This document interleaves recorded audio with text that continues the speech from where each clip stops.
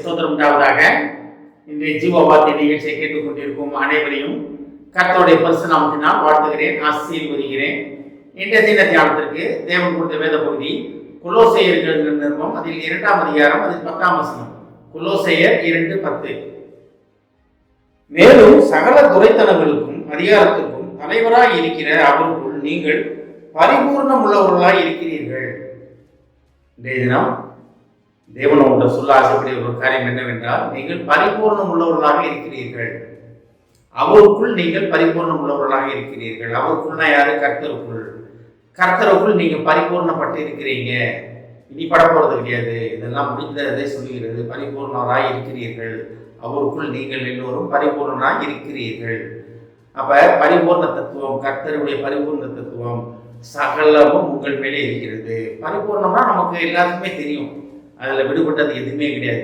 செல்வத்திலிருந்து நோயிலிருந்து எந்தவாறு தான் சரி பரிபூர்ணமாக. ஏன்னா நம்ம படைப்பின் நோக்கம், படைப்பு எப்படின்னா பரிபூர்ணமாக தான் படைக்கப்பட்டோம். ஆதாம் மேம்பாடு தேவசாயலாக பரிபூர்ணமாக தான் படைக்கப்பட்டாங்க. அவங்களுக்கு நோய்கள்லாம் கிடையாது.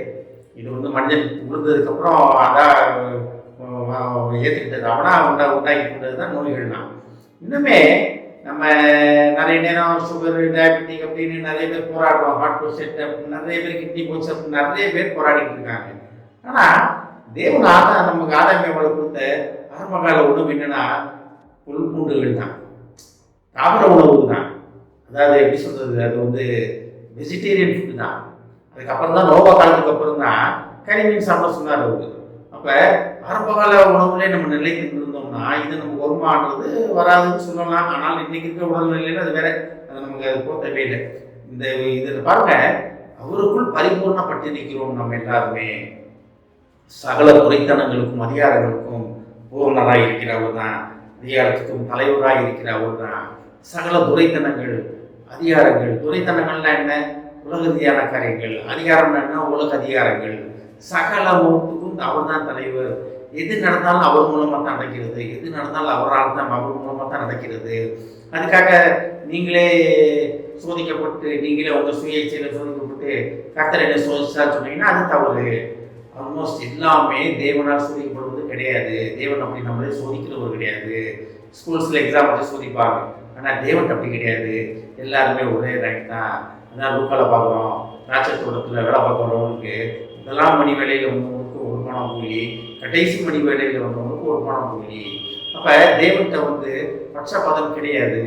அப்பேற்பட்ட தேவன் என்ன சொல்றாரு பாருங்க, சகலத்திலையும் நீங்கள் பரிபூர்ணப்பட்டவர்களாக இருக்கிறீர்கள். அப்ப தேவனுக்குள் நம்ம பரிபூர்ணப்பட்டிருக்கிறோம். சகலமும் நமக்கு அதன் தேவை செய்யப்பட்டிருக்கிறது. நிறைய நேரத்தில் நம்ம அதை உணராதனால்தான் நமக்கு போராட்டங்கள். இந்த வசனத்தை நான் திருப்பி படிக்கிறேன் பாருங்க. அவருக்குள் நான் பாருங்களேன், நீங்கள் பரிபூர்ணப்பட்டிருக்கிறீங்க. அவருக்குள் நீங்கள் பரிபூர்ணப்பட்டு இருக்கிறீங்க. அதான் தேவனோட அழைப்பின் நோக்கமே தான். நம்ம கஷ்டப்படுவது, போராடுவது, அதெல்லாம் தேவனோட நோக்கம் இல்லை. இந்த வருடம் நீங்கள் பரிபூர்ணத்தை அனுபவிக்கும் வருடமாக இருக்க போகிறது.